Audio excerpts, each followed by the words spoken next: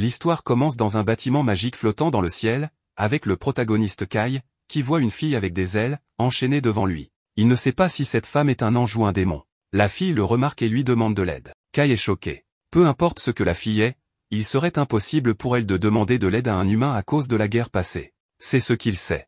Alors, que s'est-il passé dans le monde?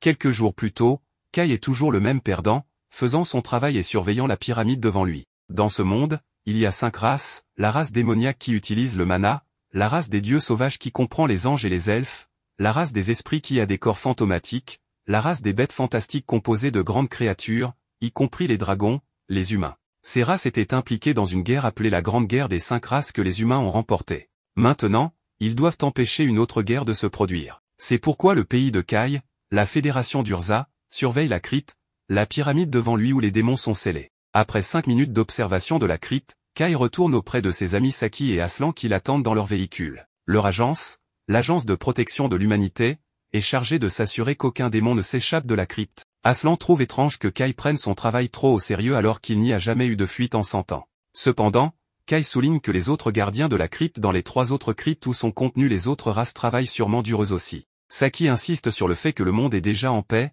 mais Kai ne veut toujours pas baisser sa garde. Plus tard, dans leur ville de Vishar, dans leur quartier général, Kai passe la journée à s'entraîner au combat contre des créatures de type bête fantastique. Il évite leurs énormes pieds et les frappe avec ses coudes. Cependant, quand le dragon se rapproche pour le combattre, Saki voit cela et éteint rapidement la machine. Elle réprimande alors Kai pour être si imprudent à l'entraînement, mais Kai argue que cela ne signifiera rien s'il ne se pousse pas au-delà de ses limites. L'objectif de Kai est de devenir comme le prophète Sid, le héros de l'humanité dans la Grande Guerre passée. Il est celui qui a vaincu les 4 autres héros, l'impératrice noire Vanessa de la race démoniaque, le maître des anges Alfreya, la souveraine des esprits Rikujan Kyoko, et l'empereur des Crocs-Rétiais. Sid les a tous vaincus avec l'épée que lui a donnée la déesse de la prophétie, Azura Soraka. Après leur discussion, Saki s'approche d'Aslan qui est toujours allongé là où le dragon l'a frappé pendant l'entraînement. Saki demande ensuite aux 2 garçons quel est leur cadeau pour leur autre ami Jean qui obtient une promotion. Malgré ses 17 ans, Jean est déjà promu à leur siège social dans la capitale, Urza.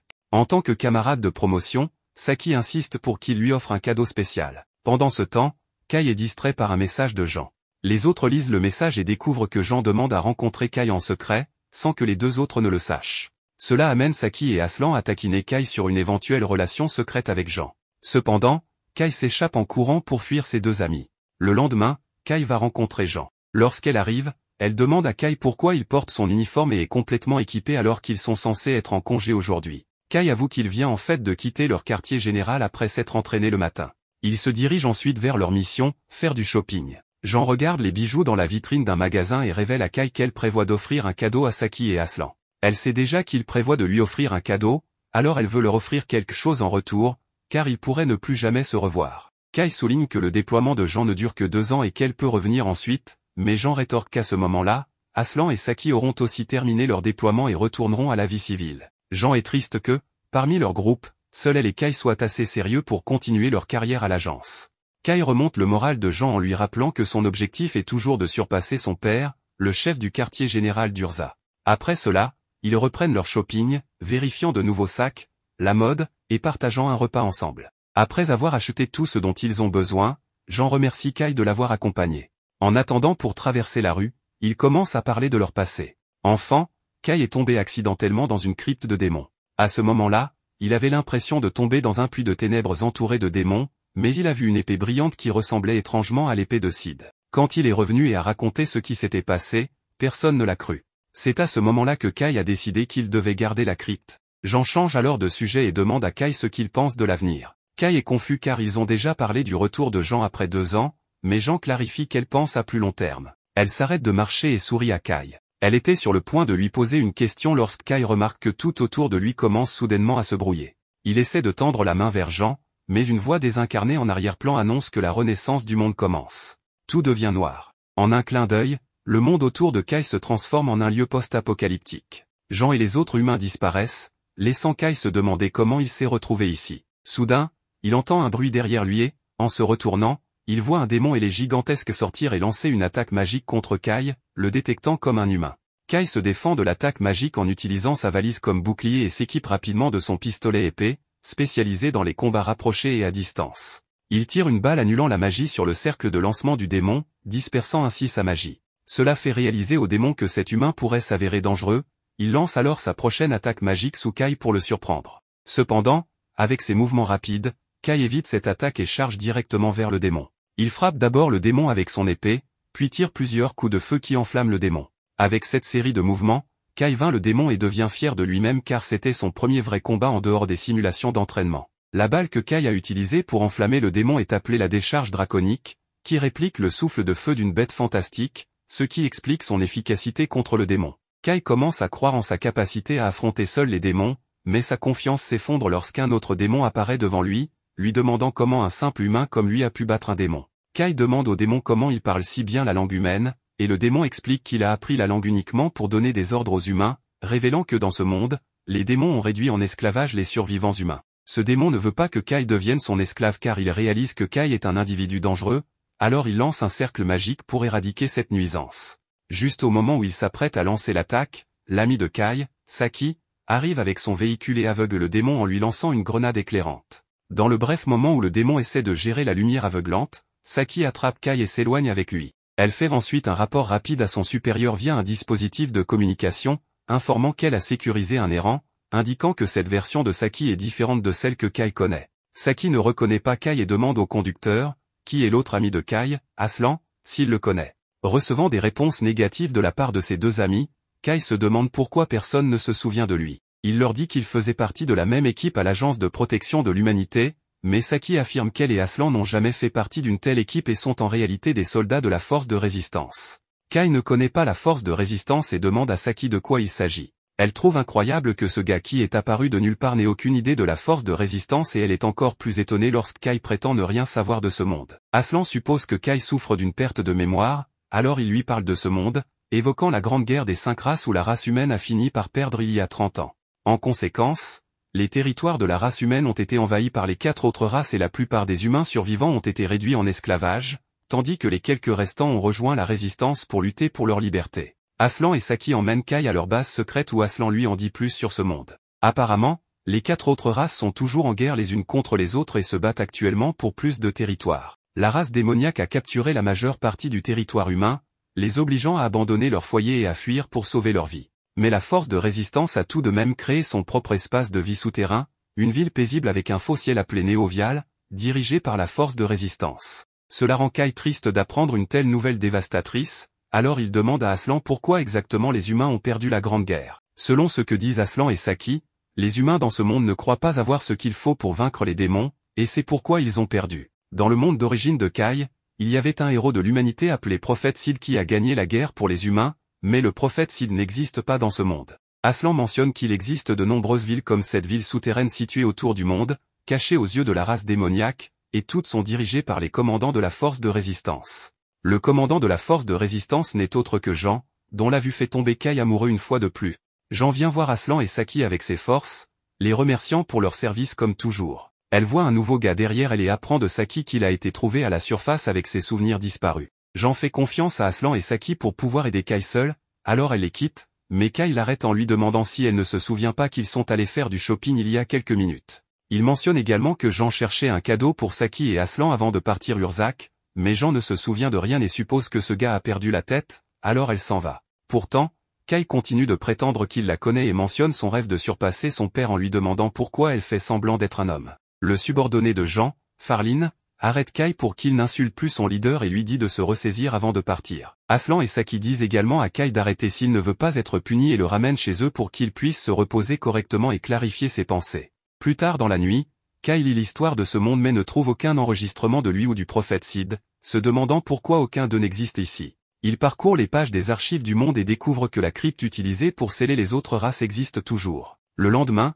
il demande à Saki à propos de la crypte, qui prétend ne pas être familier avec ce terme, alors il décide d'aller inspecter l'endroit seul. Il commande à Aslan de lui donner son appareil de communication et part seul. Utilisant leur appareil de patrouille, il atteint l'emplacement de la crypte et découvre que le sceau de la crypte est ouvert. Il entre alors dans le chemin menant à l'intérieur du sceau et trouve commodément une épée lumineuse à l'intérieur qu'il reconnaît comme étant l'épée que le prophète devait utiliser pour vaincre les 4 autres races. Bien sûr, il prend l'épée légendaire pour lui et est instantanément transporté à un endroit dans les cieux où une fille ressemblant à une humaine avec des ailes moitié démon et moitié ange est enchaînée. Voyant Kai, la fille éclate en larmes et le supplie de la libérer de ses chaînes. Kai a du mal à comprendre de quelle race est cette fille, mais celle-ci lui dit qu'elle s'appelle Rin et le supplie de la sauver encore une fois avant de s'évanouir. Kai s'approche de la fille et hésite encore à l'aider ou non, mais il déteste principalement les démons et elle ne ressemble pas à un démon, alors contre son meilleur jugement, il décide de la libérer. Il essaie d'utiliser son épée pour couper les chaînes en deux, mais elles sont trop solides et ne montrent aucun signe de dommage. Kai essaie d'utiliser ses balles, mais cela ne suffit même pas à retirer les chaînes. Il ne sait plus quoi faire puisqu'il n'a pas d'autres armes sur lui, mais il se rappelle alors qu'il a encore cette épée spéciale. Il essaie de se souvenir de son nom et prononce les mots Code Holder à haute voix. En faisant cela, son épée pistolet commence à se transformer et Kai n'en revient pas de tenir l'épée que Sid a utilisée pour sauver l'humanité dans son espace temporel. Il lève l'épée et frappe les chaînes encore une fois et pendant une fraction de seconde, on dirait qu'il vient de détruire la dimension, mais tout revient à la normale et les chaînes sont coupées en deux. La fille est libérée et commence à tomber par terre, alors Kai la rattrape et dès qu'elle ouvre les yeux, elle est effrayée et s'éloigne rapidement de Kai avant de crier pour que quelqu'un nommé Vanessa se montre. Elle dit qu'elle veut une revanche avec Vanessa et que ce n'est pas juste de lui envoyer un démon minable pour l'assassiner. Cependant, avant que Kai puisse expliquer qu'il n'est pas un démon, Rin a déjà commencé à l'attaquer parce qu'elle déteste les démons. Il parvient à esquiver la première attaque, mais il ne peut pas faire de même pour la deuxième explosion d'énergie que Rin lui envoie. Il commence à regretter de l'avoir aidé après tout, mais alors que l'explosion se dirige droit vers lui, il se rappelle quelque chose que le système a mentionné à propos du Code Holder étant capable de couper le destin lui-même. Il prend donc le Code Holder et l'utilise pour trancher la boule magique en deux. La magie disparaît à la grande surprise de Kai et Rin n'en revient pas non plus car un simple démon ne serait jamais capable de bloquer son attaque. Kai lui dit enfin qu'il n'est pas un démon et qu'il n'a aucune idée d'où elle a eu cette idée puisqu'il n'a ni elle ni qu'eux, donc il est clairement humain.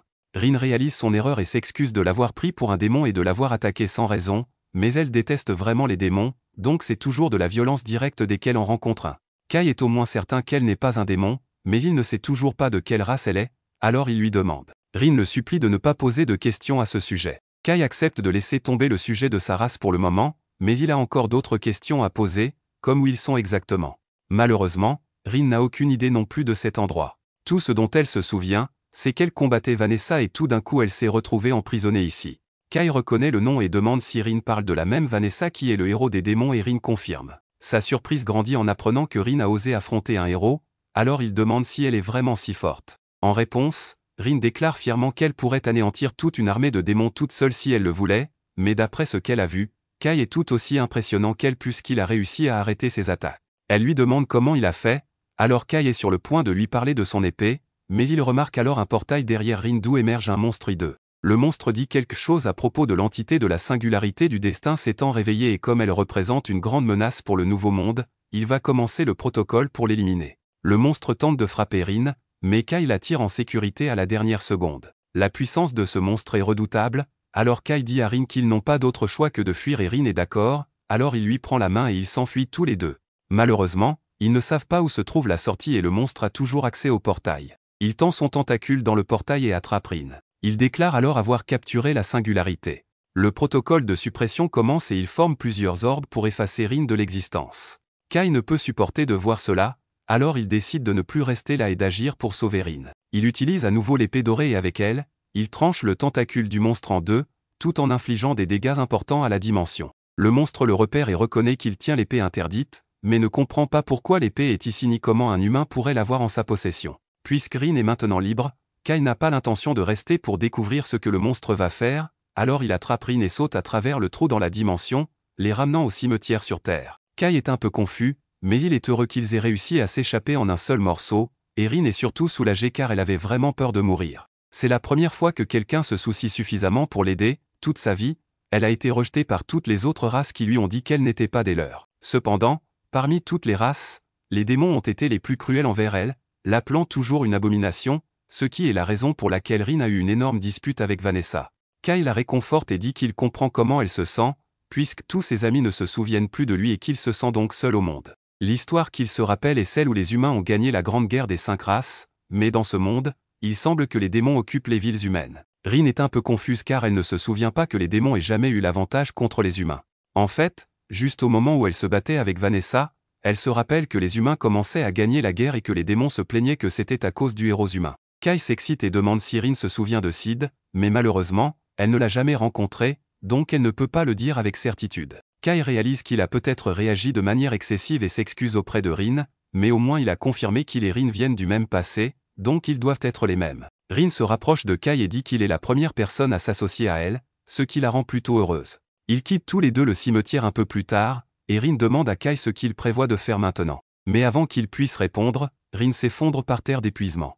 Kai est inquiet et suppose que c'est à cause de l'attaque qu'elle a subie plus tôt, alors il l'aide à se relever et dit qu'il prévoit de retourner en ville puisqu'il n'a nulle part où aller. Il l'invitait à rester avec lui pendant qu'il est là. Rin est hésitante à accepter car elle dit qu'elle ne veut pas aller dans une ville humaine. Kai demande pourquoi et elle lui explique qu'elle ne peut pas faire confiance aux autres personnes. Kai est la seule personne en qui elle est prête à avoir confiance, puisqu'il l'a sauvée. Il lui dit qu'elle devrait lui faire confiance pour la garder en sécurité et lui demande de nouveau de venir avec lui. Elle est toujours libre de partir si elle se sent mal à l'aise là-bas.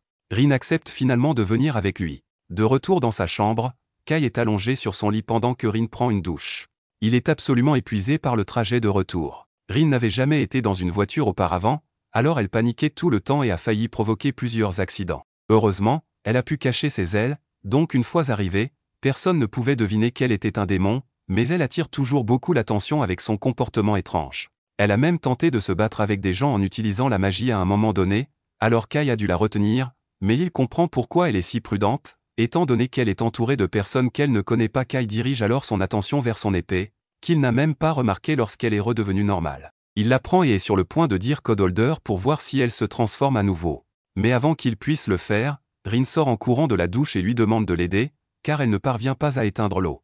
Kai lui dit qu'il va l'aider, mais pour l'instant, il ne peut pas la regarder puisqu'elle est sans vêtements. Une fois la douche éteinte, Rin s'est habillée et dit à Kai qu'elle trouve injuste que les humains aient toutes les bonnes choses, même avec l'état de la société humaine. Ils ont encore de l'eau chaude pour se doucher, tandis que Rin devait se laver sous une cascade, et les humains ont aussi des lits si confortables, alors que tout est détruit en surface.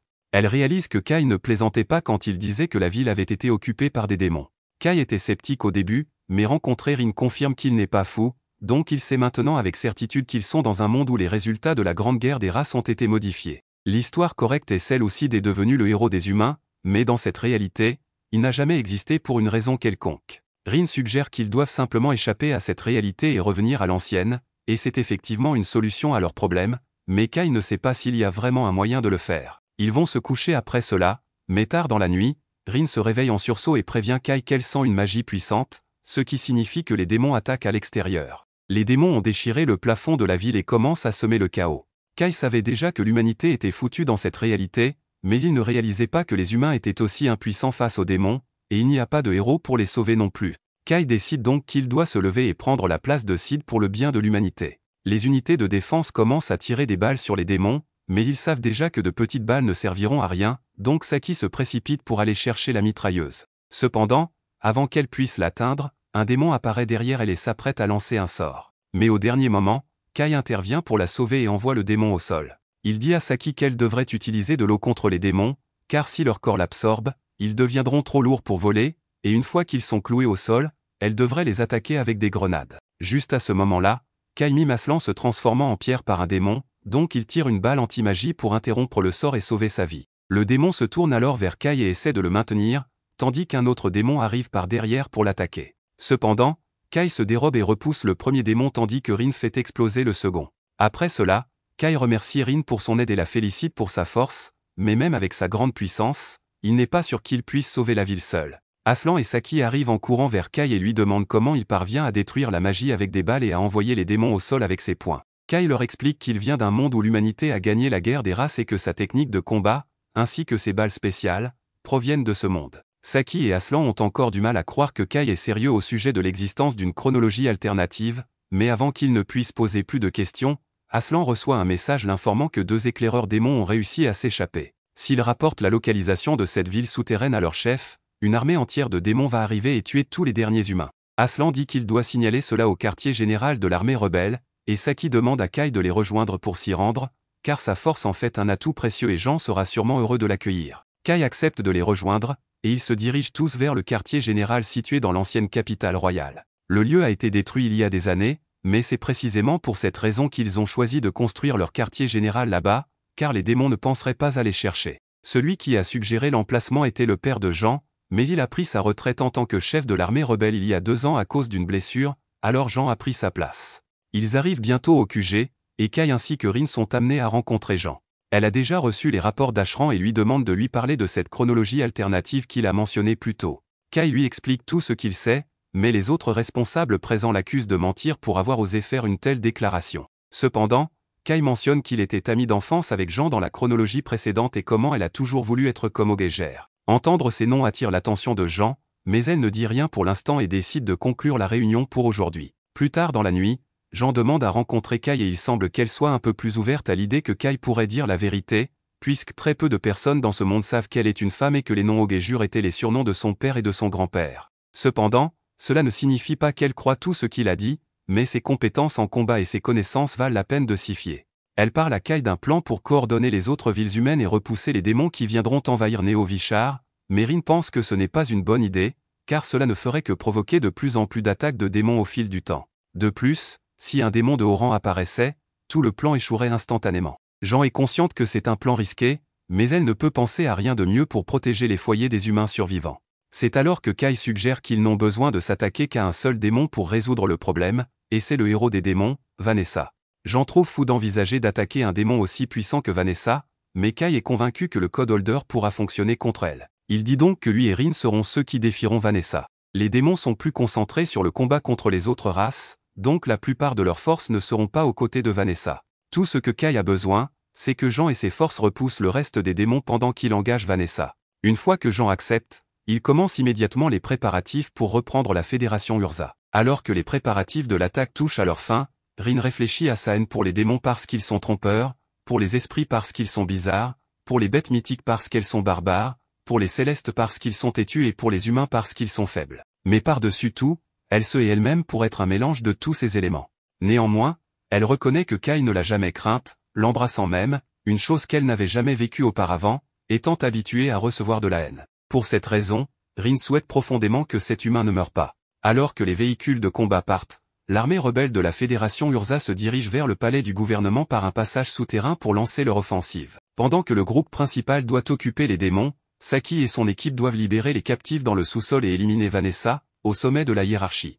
Jean donne les ordres et Saki voit en son leader la chance que la victoire soit réelle. Sa seule préoccupation est le fait qu'elle sera dans le groupe affrontant directement l'héroïne démoniaque. Dans un élan spontané, elle se demande si les 4 membres dans le véhicule blindé seront capables de mener à bien une mission si difficile. Kai souligne que la priorité est d'atteindre Vanessa le plus rapidement possible et de tenir jusqu'à l'arrivée des renforts, pas de prendre d'assaut le palais comme Rambo et d'éliminer le chef ennemi avec un arc et des flèches. De plus, Kai a déjà démontré sa force lors du conflit précédent et ne fait confiance qu'à Saki et Aslan pour l'accompagner dans cette mission. Saki ne semble pas plus calme en entendant cela, alors Rin lui tapote la tête pour essayer de faire la différence. Surprise, Saki se calme. L'entité fait remarquer qu'elle est aussi suffisamment puissante pour affronter les forces ennemies, bien que Vanessa soit une adversaire redoutable. Si l'impératrice des ténèbres insiste pour ne pas mourir, Rin est prête à s'auto-détruire et à emmener le démon avec elle. Malheureusement, cette dernière partie ne semble pas avoir calmé Saki non plus.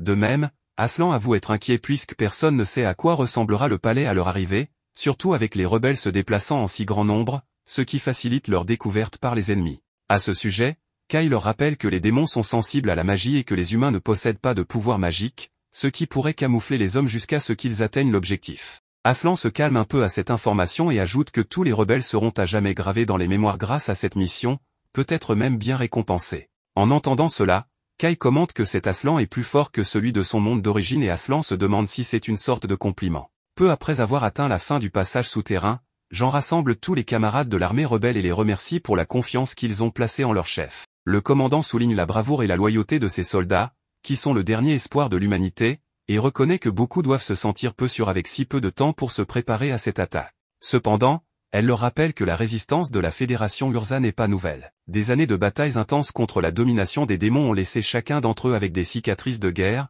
preuve que seuls des soldats aguerris sont en première ligne. Cet esprit endurci est la clé pour libérer les humains des griffes des ténèbres. Cela dit, les soldats lèvent leurs armes et poussent un cri de guerre. Après avoir fait exploser la sortie du passage souterrain, ils atteignent la surface et voient le palais du gouvernement entouré de forces démoniaques. Le premier acte de défense est d'invoquer un sort de gel, mais Kai connaît cette capacité et la dissipe avec succès. Puis il tire sur le démon et s'approche suffisamment pour déchirer sa peau avec son épée. Enfin, un tir explose l'ennemi. Dès que le premier démon est abattu, d'autres émergent pour protéger le palais, alors le joyau de la Fédération Urza tire une balle de foudre pour en éliminer plusieurs à la fois. Incrédule devant ce qu'il a vu, Aslan se demande si c'est Kai qui est responsable de ce massacre. Ce dernier explique qu'il a utilisé des munitions à effet de zone produites dans son monde. Ensuite, l'étranger mystérieux demande à Rin de ressentir la présence de Vanessa, et dès que l'entité indique l'emplacement possible de l'impératrice des ténèbres, Kai annonce qu'il commencera la recherche à partir du dernier étage du côté nord pour éviter d'attirer trop d'attention. Jean prévoit d'envahir le palais en utilisant les escaliers de secours du côté sud avec son équipe, tandis que le groupe 1 montera la garde à l'entrée pour empêcher les démons de pénétrer dans le bâtiment. Le groupe 2 sera responsable du sauvetage des prisonniers dans le sous-sol. Pendant l'invasion du bâtiment, Falin trouve étrange que Kai affirme que la balle de foudre est un projectile alors qu'il n'a même pas appuyé sur la détente, mais la question est abandonnée car l'objectif demande toute l'attention des combattants. En montant les escaliers, Rin identifie un diablotin, une race de petits démons qui invoquent des démons de grande taille. Sans délai, une énorme créature apparaît dans l'escalier et attrape un des rebelles, mais Falin est plus rapide et coupe les doigts de la bête. Après cela, elle ordonne à tout le monde de continuer à monter pendant qu'elle retient le démon. À l'entrée du palais, le groupe 1 tire sur les attaquants du mieux qu'il peut, tandis que le groupe 2 atteint les prisonniers dans le sous-sol. L'équipe principale continue son chemin avec le commandant en tête jusqu'à ce qu'elle soit touchée par un piège électrique qui rend tous les soldats nerveux. Cependant, lorsque la fumée se dissipe, Jean avance indemne et demande à tout le monde de se calmer, car elle est protégée par l'ingénierie elfique en portant la combinaison de la lumière sacrée. À côté de la leader, un énorme démon s'approche, alors elle ordonne à Kai et à son unité de partir à la recherche de Vanessa pendant qu'elle combat l'ennemi avec ses hommes. Connue sous le nom de la chevalière de la lumière sacrée, Jean brandit sa lame devant l'adversaire. Plus loin, le groupe de Kai porte un brassard produit par la magie de Rin qui dissimule la présence de celui qui le porte. Continuant leur chemin, ils rencontrent une créature gigantesque qui fait trembler le fusil de Saki, alors Rin essaie de contrôler l'anxiété de sa compagne pour qu'elle ne fasse pas de bruit. Protégée par une barrière invisible pour le démon, les humains poussent un soupir de soulagement lorsque la bête passe sans détecter les intrus.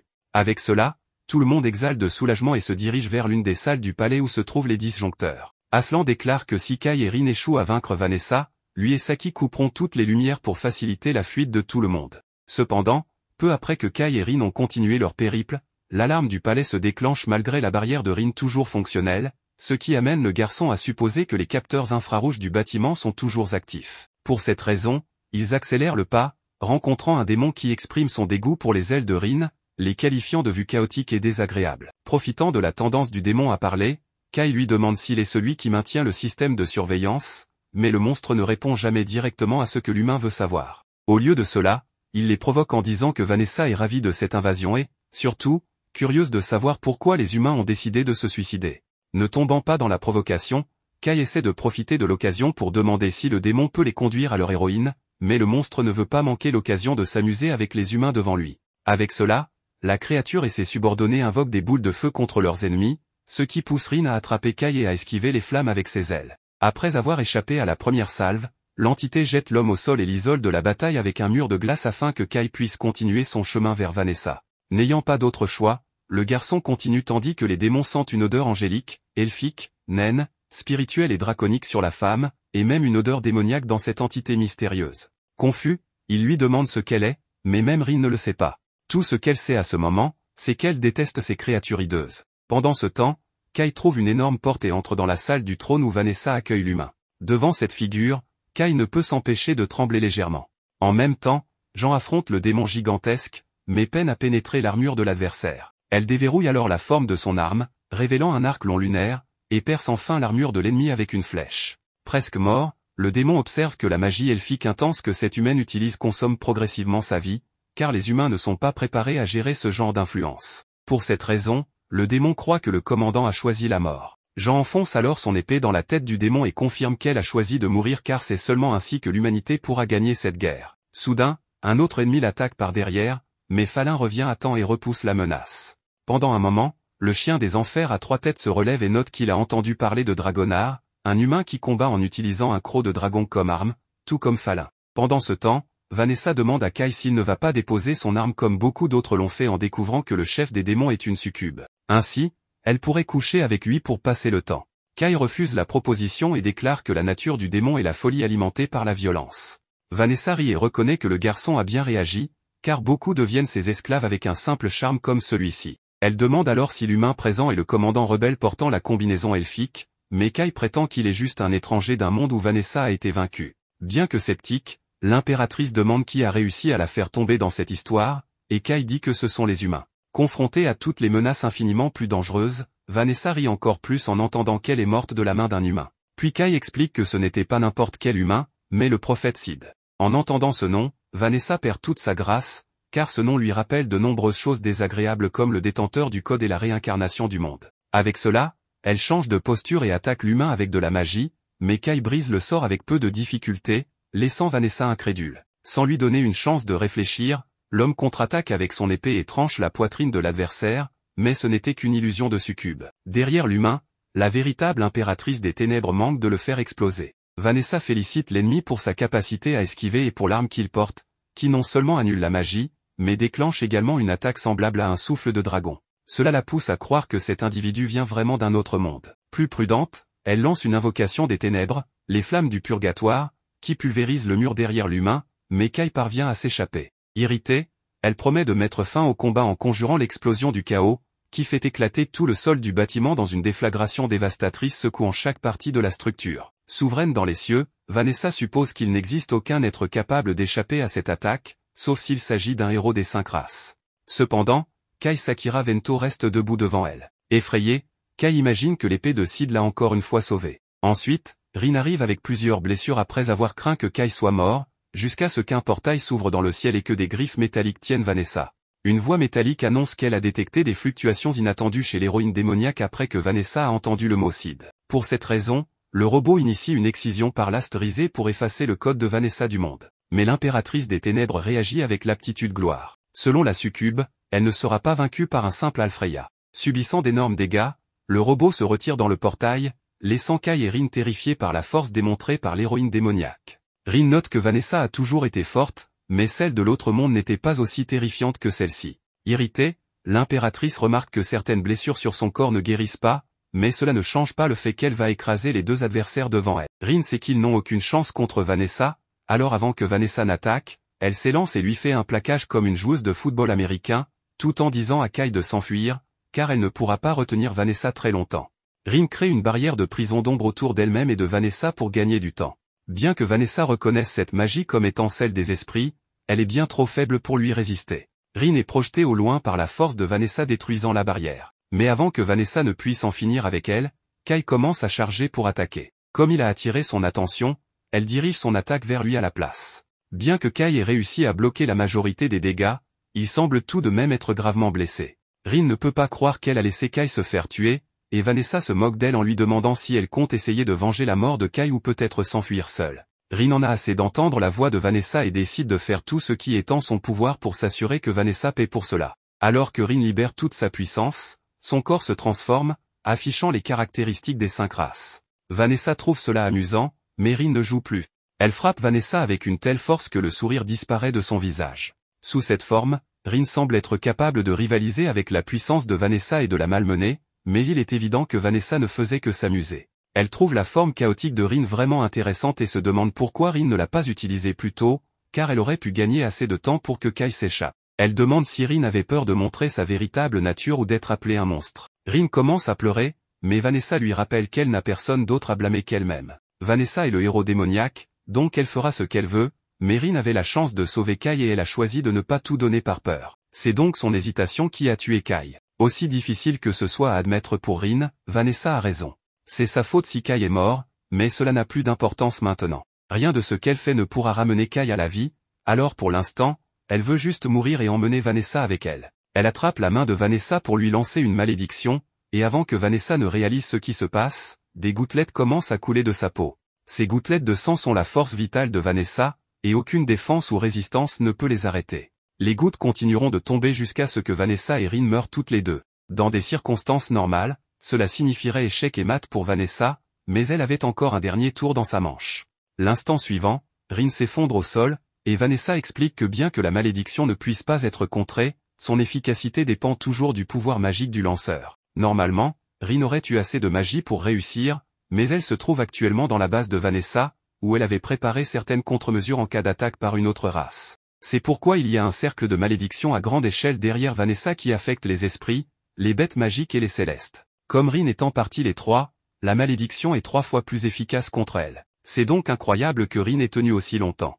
Rin ne peut même plus venger Kai comme elle le voulait, alors elle reste là, disant qu'elle est désolée de ne pas avoir été utile pour lui. Vanessa est exaspérée par la piteuse démonstration de Rin et se prépare à en finir avec une dernière attaque. Cependant, avant que Rin ne soit tuée, l'attaque est déviée par Kai, qui est en fait encore en vie. Il dit à Rin qu'elle n'a rien à regretter et qu'elle a été incroyablement utile pour lui, car son combat contre Vanessa lui a permis de reprendre conscience. Rin a du mal à croire que Kai est vivant, et Vanessa aussi. Elle lui demande comment il a réussi à survivre à cette attaque, car aucun humain ne devrait être en vie après cela. Kai se souvient avoir utilisé le code holder pour se défendre contre l'attaque, ce qui fait que c'est la deuxième fois que le code holder lui sauve la vie dans ce combat. Cependant, il ne dit rien à Vanessa et se met simplement en position pour l'affronter. Vanessa se sent insultée que Kai ose la défier, alors elle lui rappelle qu'il n'est rien de plus qu'un déchet qui a survécu à son attaque par chance. Sa dernière attaque l'a laissé au bord de la mort et la seule raison pour laquelle elle n'a pas pu le finir, c'est parce que Rin la tenait occupée. Kai répond que la raison pour laquelle il est si déterminé à gagner, c'est parce que Rin a risqué sa vie pour lui, donc il va faire de même pour elle. Vanessa est maintenant intriguée et demande à Kai s'il a un plan en tête pour la vaincre, car elle aimerait beaucoup voir ce qu'il a prévu. Les humains ne cessent de lui dire qu'ils vont lui montrer ce que le potentiel humain peut faire, mais pas une seule fois elle n'a été impressionnée par un humain. Le héros des esprits, le héros céleste et le héros des bêtes sont tous des nuisances qui se mettent en travers de son chemin, mais au moins elle peut les respecter pour leur puissance. Cependant, en ce qui concerne les humains, il n'y a personne parmi eux qu'elle puisse respecter, à moins que Kai ne prétende être assez fort pour être le héros de l'humanité. Kai lui dit qu'il n'a pas l'intention de devenir le héros de l'humanité, mais qu'elle lui a demandé de lui montrer le potentiel d'un humain, alors il va lui montrer à quel point un humain peut être puissant. À partir de ce moment, il affrontera Vanessa en tant que représentant de l'humanité. Bien que Vanessa ne puisse imaginer rien qu'il puisse faire pour la battre, elle décide de le prendre au sérieux. Elle utilise donc sa magie pour invoquer une mini-météorite afin d'écraser Kai. Cependant, Kai parvient facilement à la trancher en morceaux grâce au code holder. Vanessa est impressionnée que Kai puisse trancher sa magie si facilement, mais elle est encore loin d'avoir fini, alors elle commence à lancer des centaines de sorts de flammes infernales. Pendant qu'elle fait cela, Kai appelle Ashran et lui dit de couper l'alimentation immédiatement, ce qui éteint toutes les lumières du bâtiment. Vanessa réalise qu'elle ne peut plus voir, même si elle a une flamme littérale sur son épaule. Et comme Kai n'a pas de magie, elle ne pourra pas non plus le détecter. Cependant, même si l'humain n'a pas de magie, l'épée est pleine d'énergie magique, alors elle vise l'épée avec son attaque de flammes infernales. Mais lorsque la poussière retombe, elle est choquée de découvrir que c'est Rin qui tenait le code holder et que Kai est déjà derrière elle. À partir de là, toutes les années d'entraînement de Kai prennent enfin tout leur sens. Il immobilise Vanessa avec une clé de combat et demande à Rin de lui lancer son épée pour qu'il puisse achever Vanessa. La seule chose que Vanessa dit alors qu'elle est sur le point d'être tranchée est « je suppose que j'ai perdu ». Alors que Vanessa tombe à genoux, son corps commence à se désintégrer à cause des dommages qu'elle a subis. Rin et Kai peuvent dire qu'il y a quelque chose qui ne va pas avec Vanessa, et c'est à ce moment-là que les souvenirs de Vanessa lui reviennent enfin. Elle se rappelle maintenant tout ce qui concerne Sid et la réincarnation du monde. Elle n'arrive pas à croire qu'elle se soit laissée piéger alors que Sid l'avait prévenu que quelque chose comme ça arriverait. Après avoir entendu que Vanessa connaît Sid, Kai commence à lui demander de lui dire tout ce qu'elle sait. Elle raconte à Kai un phénomène que Sid appelait la réincarnation du monde. Quelqu'un a provoqué cette réincarnation et modifié le cours de l'histoire. Kai doit trouver cette personne, car ce doit être l'un des 3 autres héros. Sid avait prévu la réincarnation du monde, c'est pourquoi il avait confié son épée à Vanessa pour s'assurer qu'elle ne soit pas volée par l'ennemi. C'est la seule et unique clé pour corriger les altérations apportées à ce monde. Kai demande pourquoi Vanessa et Sid travailleraient ensemble alors qu'ils sont censés être ennemis. Vanessa explique que bien qu'elle ait combattu Sid une fois, Sid a gagné son respect en tant que combattant puissant et ils ont travaillé ensemble. Il y a beaucoup de choses sur la réalité précédente que Kai ne sait pas. Vanessa le met donc en garde contre le zéro code, car c'est une magie extrêmement difficile à gérer. À part cela, elle dit à Kai qu'il s'est bien battu contre elle et qu'elle a été vraiment impressionnée par lui, de son plan pour utiliser l'obscurité à son courage et ses compétences en combat. Elle est maintenant sûre que c'est ce que Kai entendait par esprit humain, mais elle se sent encore incroyablement frustrée d'avoir perdu contre lui de cette manière. Elle ne peut pas trouver d'excuses, mais elle adorerait affronter Kai à nouveau. Elle lui dit donc que s'ils se rencontrent de nouveau, elle va s'amuser beaucoup plus avec lui. Kai est à court de mots après ce que Vanessa vient de lui dire, mais l'épuisement du combat le rattrape bientôt, et il finit par tomber à genoux. Cependant, il est soulagé d'avoir finalement réussi à vaincre Vanessa. La nouvelle de la défaite de Vanessa se répand parmi tous les survivants humains et, avant longtemps, ils se rassemblent tous à nouveau à la Fondation Urza pour commencer à la reconquérir. Les choses commencent enfin à s'améliorer pour les humains, mais alors que tout le monde est heureux de la dernière victoire de l'humanité, Kai est encore perdu dans ses pensées sur ce que sera sa prochaine étape. Rin lui demande si quelque chose ne va pas et il répond qu'il pensait qu'il leur était arrivé quelque chose à tous les deux, ce qui explique pourquoi ils sont les seuls à se souvenir de l'ancien monde. Mais s'il doit croire ce que Vanessa a dit, c'est en réalité le contraire qui est vrai, le monde autour d'eux a été modifié et ils sont les seuls à être restés les mêmes. Rin dit qu'elle veut que les choses redeviennent comme elles étaient car elle trouve ce monde vraiment effrayant, et Kai est d'accord avec elle, mais il ne sait toujours pas comment ils vont tout remettre en ordre. À ce moment-là, Jean s'approche de Kai et Rin pour leur exprimer sa gratitude. Même si la ville est en ruine, la seule raison pour laquelle les humains ont pu la reconquérir est grâce aux efforts de Kai et Rin. C'est pourquoi elle veut les remercier au nom de l'armée rebelle. Cependant, elle ne peut s'empêcher de remarquer que Kai et Rin ne semblent pas très heureux malgré leur victoire. Kai lui dit qu'il est en fait assez soulagé d'avoir gagné, car il doute qu'il pourrait battre Vanessa s'il la rencontrait à nouveau. Maintenant que Vanessa est partie, les humains peuvent reconstruire la ville telle qu'elle était, voire mieux qu'elle n'a jamais été, mais cela devra être pris en charge par quelqu'un d'autre. Les personnes qui étaient présentes lorsque la Fédération est tombée aux mains des démons seraient bien mieux placées pour diriger les efforts de restauration, alors elle ne va pas le faire. Cependant, si elle ne veut pas aider à la reconstruction, Kai et Rin lui demandent ce qu'elle compte faire à la place. Jean explique qu'il y a 3 autres fédérations qui ont été conquises par les autres races, la Fédération Io, la Fédération Urne et la Fédération Schultz. Chacune est actuellement sous le contrôle de l'une des races restantes et chacune a une armée rebelle humaine qui se bat contre elle. Elle prévoit de se rendre là-bas pour aider à lancer une opération à grande échelle visant à former un front rebelle unifié. La nouvelle de la défaite de Vanessa s'est déjà répandue à travers le continent et les humains partout sont plus motivés qu'ils ne l'ont été depuis des lustres grâce à cela. C'est pourquoi Jean espérait que Kai et Rin seraient prêts à venir avec elle pour aider les autres armées rebelles. S'ils travaillent ensemble, ils pourraient accomplir la même chose que les humains du monde d'origine de Kai et se débarrasser de toutes les autres races. Jean prendra personnellement le commandement des soldats et les mènera pour s'assurer que Kai et Rin reçoivent tout le soutien possible, alors elle veut que Kai combatte à leur côté. Kai semble stupéfait pendant un moment, alors Jean pense qu'il est important de mentionner qu'il sera adéquatement rémunéré pour tout ce travail héroïque. Mais ce n'est pas que Kai ne veuille pas aider l'humanité à gagner la guerre, il pensait juste à quel point cette version de Jean est mature. Dans sa version de la réalité, Jean était une personne incroyable, mais elle avait aussi un côté enfantin. Elle faisait des choses comme l'appeler au milieu de l'entraînement pour lui demander de sortir faire du shopping et s'inquiéter de son avenir avec ses amis, mais il est difficile d'imaginer cette version de Jean faisant ces choses. Kai accepte de rejoindre Jean pour combattre les autres races et libérer l'humanité, alors il tend la main à Jean en signe de coopération et ils se serrent la main. Ils descendent ensuite au rez-de-chaussée et Jean s'adresse à tous les soldats en leur demandant s'ils ont tous bien eu un bon repos. Ils sont tous rayonnants d'énergie car c'est la première fois qu'ils ont pu dormir sans craindre d'être attaqués par des démons. Ils sont tous excités d'avoir reconquis Urza et Jean les informe du plan pour reconquérir les autres fédérations. Pendant ce temps, Kai parle à Rin et lui dit qu'il va mettre fin à la guerre des 5 races lui-même. Si ce monde n'a pas de cible pour le sauver, alors il va devoir intervenir et devenir le héros de l'humanité à la place. Et pendant qu'il y est, il trouvera la personne derrière la réincarnation du monde et remettra le monde en ordre. Dans une autre scène, nous voyons un souvenir de Rin où elle s'échappe de cet endroit inconnu du ciel avec un individu qui semble être le héros Sid, qui lui dit quelque chose à ce moment-là, puis elle se réveille, se trouvant dans l'un des véhicules des humains puisqu'ils sont déjà partis. Aslan se sent un peu déçu d'être sorti en expédition vers cette fédération, mais Saki lui rappelle qu'il y a des demandes d'aide d'autres pays et que Jean est l'espoir pour l'humanité. D'un autre côté, Kai reste distrait par ses pensées, car 5 jours se sont écoulés depuis leur arrivée. C'est alors qu'on nous montre quelque chose qui s'est passé avant leur départ, lorsque Rin a dit qu'elle sentait des démons à proximité. Quand ils se rendent sur le site de la tour, ils sont piégés dans un piège, une barrière démoniaque. C'est alors qu'apparaît un démon qui identifie Kai comme l'humain qui a vaincu sa sœur Vanessa. Sans réfléchir à 2 fois, elle lance une attaque magique contre lui, mais Kai réagit rapidement en sortant le code holder et en la neutralisant. À cet instant, elle en profite pour se rapprocher de lui par derrière, mais heureusement, Rin attrape sa main en lui avertissant qu'elle ne le laissera pas le toucher. Après avoir été repoussée, elle avertit Kai qu'elle est simplement venue pour le saluer et se présente comme Enmeril, une succube. Il semble un peu préoccupé par cette situation, ressentant la même aura intense de Vanessa en elle. Enmeril parle du fait qu'un simple humain a vaincu sa sœur, et que c'est comme s'il avait accompli un miracle après l'autre pour obtenir cet exploit, mais si les 3 étaient restés dans la capitale, ils n'auraient pas gagné. Elle lui explique ensuite que, bien qu'elle veuille sa sœur, elle pourrait être l'étoile maintenant qu'elle n'est plus là, et elle le remercie pour cela. De plus, elle ajoute que si les démons s'unissent, ils peuvent récupérer la capitale quand ils le veulent, mais qu'ils la laissent intentionnellement. Elle propose donc d'enterrer la hache de guerre entre leurs 2 camps. Kai devine que s'ils continuaient à se battre, les démons seraient vulnérables face aux 3 autres races.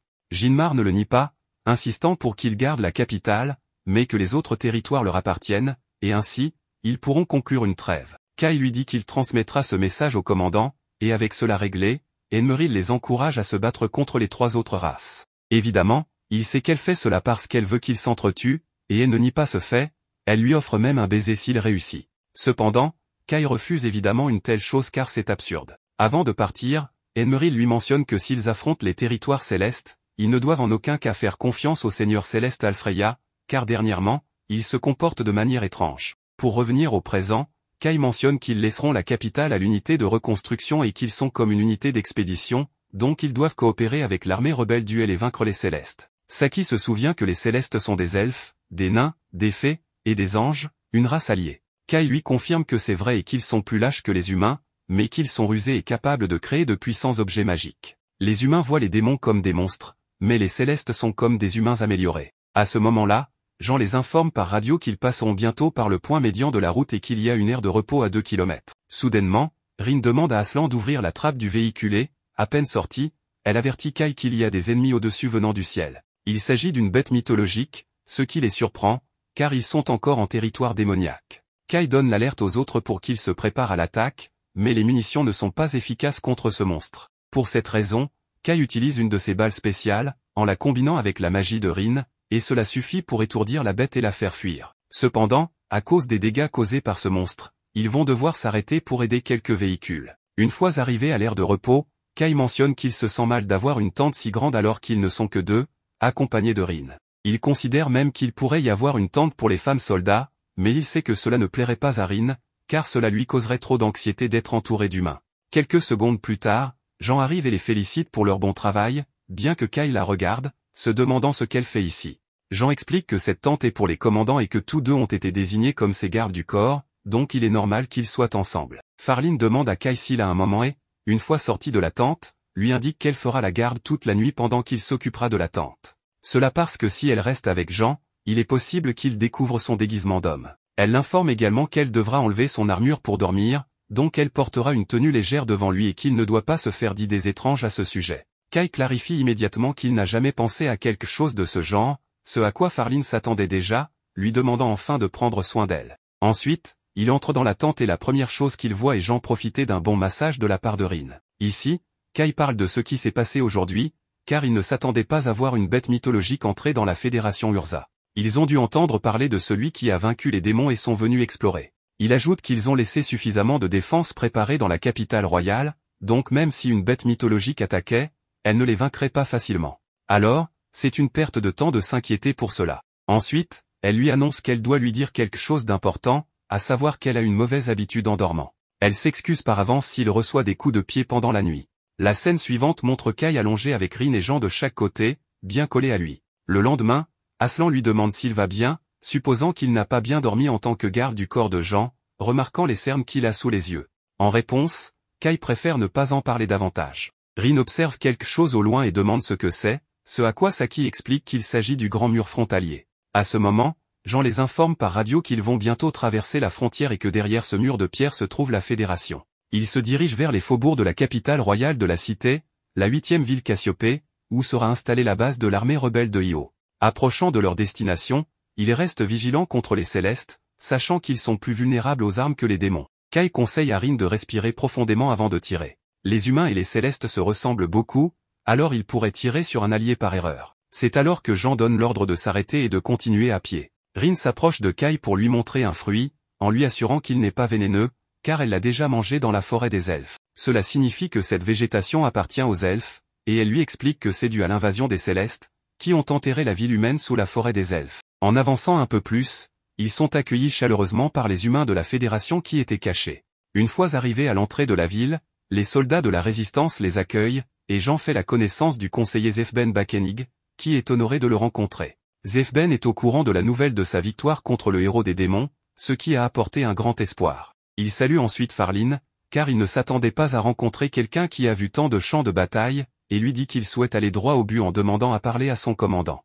Zefben accepte sa demande et l'emmène, demandant en chemin à Farline ce qu'elle sait de leur commandant. Elle répond que c'est Dangelf Alighieri, descendant de l'ancienne famille royale de la Fédération Io, qui se déclare empereur. Il est également très envieux, méfiant et obsessionnel, et voit le commandant Jean comme une menace. Zefben lui donne raison et supplie Jean de comprendre, mais précise que tous les soldats leur sont immensément reconnaissants pour leur aide. Peu de temps après, il rencontre la commandante adjointe Kubilai, qui les informe que tout ce qui doit être discuté avec Dante se fera par son intermédiaire. Finalement, ils entrent dans le bureau principal, où Jean se présente à Dante. Ce dernier se plaint de leur retard, car ils étaient censés être là le matin. Jean lui explique qu'ils ont été attaqués par un dragon en route, ce qui leur a pris une demi-journée pour soigner les blessés et réparer les véhicules. Cependant, Dante n'accorde aucune importance à ces explications et demande immédiatement la raison de leur venue. Jean, un peu confuse, lui répond qu'ils sont venus à la Fédération Io parce qu'il a demandé de l'aide, bien que Dante réplique que cela a été décidé sans son consentement. Elle lui rappelle alors leur lutte contre les Célestes, minimisant l'importance des mérites tant qu'ils peuvent vaincre. Elle ajoute qu'après avoir vaincu les Célestes et récupéré la Fédération, ni l'un ni l'autre ne décidera des honneurs qui seront accordés, cela reviendra aux subordonnés et au peuple. Elle lui conseille de se comporter dignement pour mériter ces honneurs, en agissant comme un commandant respectable, et le peuple le louera plus tard. Ensuite, ils assistent à une réunion avec l'armée rebelle, où Sin lui montre une carte et lui donne des détails sur la forêt des elfes, le village des nains, la cachette des fées et la cour des anges. Pour un humain, tout cela est un territoire inconnu, et en plus de cela, ils ne savent pas où se trouve le héros des Célestes. Jean leur dit qu'elle dirigera la recherche et demande à Dante s'ils peuvent emprunter des soldats d'élite de son armée. Dante considère que c'est une imprudence pour un général d'aller en première ligne, mais Jean le corrige en disant qu'elle ne prête sa vie qu'à ceux qui continuent de se battre sur cette terre. Ces paroles inspirent les soldats, qui voient en elle un véritable exemple de courage et de respect. Le soir, Asran parle de la beauté de la commandante adjointe Kubilai, tandis que Rin reste intrigué par elle pour une raison quelconque. Le lendemain, Jean part avec ses soldats vers la forêt des elfes. Pendant ce temps, Dante se plaint de Jean, car il n'avait jamais pensé qu'il serait un homme aussi imprudent et inconscient de son rôle. Kubilai soutient toutes ses idées, ce qui renforce la confiance de Dante en elle, laissant entendre qu'elle a quelque chose en tête. Plus tard, Jean revient de son expédition et, lors de la réunion stratégique, informe tout le monde qu'ils ont identifié des traces célestes menant aux routes elfiques. Ils poursuivront l'expédition en territoire céleste et planifieront une invasion, ce que tous approuvent. Dante commence à s'agacer, car ses soldats sont influencés par Jean. Kubilai lui dit qu'ils doivent simplement accomplir quelque chose de plus grand que Jean, et après lui avoir remis une note avec son idée, elle lui assure que s'il réussit ce plan, sa position sera à nouveau consolidée, ce qui plaît à Dante. Peu de temps après, il informe Sin qu'ils vont personnellement diriger les soldats vers la forêt des elfes, avec pour objectif de capturer des elfes et des anges comme prisonniers. Cela est possible parce qu'il y a déjà une unité indépendante explorant la forêt des elfes, ce qui surprend Sin, car c'est la première fois qu'il entend parler de cela. Dante mentionne qu'ils partiront immédiatement, mais Sin lui dit que cela pourrait poser des problèmes, ce à quoi Dante réplique en lui rappelant que c'est lui qui gouverne cette terre. Sin demande la permission de l'accompagner avec ses hommes, ce que Dante accepte, à condition qu'il ne divulgue pas cette opération à l'armée rebelle d'Urza. Rin parle à nouveau avec Kai pour lui demander s'il y aura bientôt une autre réunion. Elle sent qu'il se passe quelque chose, mais si elle se trompe, cela pourrait causer des problèmes. Kai la rassure en lui disant que cela ne le dérange pas et qu'il veut l'écouter. Rin finit par lui dire qu'elle ne croit pas que Kubilai soit humaine. Dans un changement de scène, on voit une conversation entre le héros céleste Alfreya et quelques femmes de la race elfique. Il leur dit qu'il va rompre tous les liens avec eux, expliquant que ce monde appartient aux anges. Il n'y a donc pas de place pour les races inférieures, ce qui inclut les elfes, les nains et les fées. Ils ne comprennent pas cette trahison soudaine, encore moins ce monstre qui se tient derrière lui.